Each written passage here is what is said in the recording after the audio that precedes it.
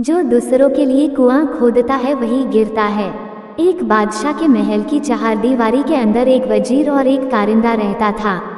वजीर और कारिंदे के पुत्र में गहरी दोस्ती थी। हम उम्र होने के कारण दोनों एक साथ पढ़ते खेलते थे।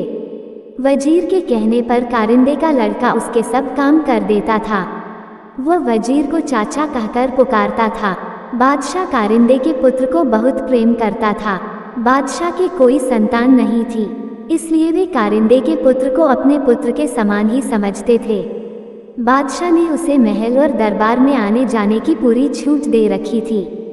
कारिंदे के पुत्र के प्रति बादशाह का प्रेम देखकर वजीर को बहुत ईर्ष्या होती थी। वजीर चाहता था कि बादशाह केवल उसके पुत्र को ही प्रेम करें।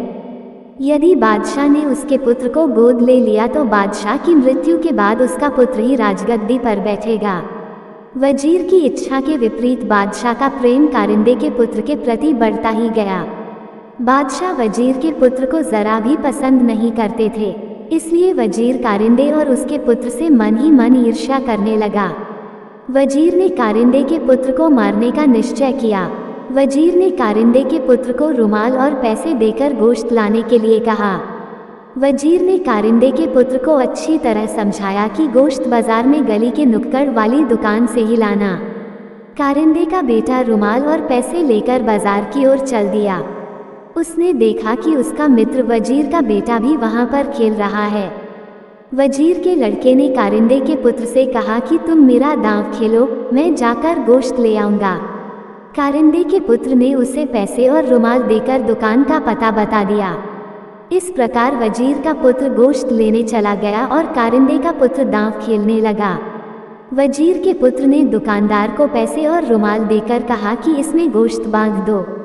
कसाई ने रुमाल में बने हुए निशान को पहचान लिया।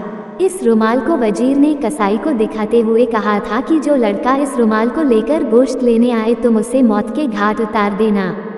कारिंदे के पुत्र को मारने के लिए वजीर ने कसाई को पैसे भी दिए थे। कसाई ने अंदर भट्ठी जलाकर सारी तैयारी पहले ही कर ली थी। कसाई ने रुमाल और पैसे लेकर उस लड़के को वहां बैठने के लिए कहा और स्वयं अंदर गोश्त लेने चला गया। तभी वहां पर लड़का भी चला गया। कसाई ने तुरंत उस लड़के को उठाकर जलती हुई भट्ठी में झोंक दिया। कारिंदे का पुत्र अपना दांव खेलकर अपने घर जा रहा था कि उसे रास्ते में वजीर मिल गया। कारिंदे के पुत्र ने पूछा, चाचा भैया गोश्त ले आया। इतना सुनकर वजीर के पैरों के नीचे से जमीन खिसक गई।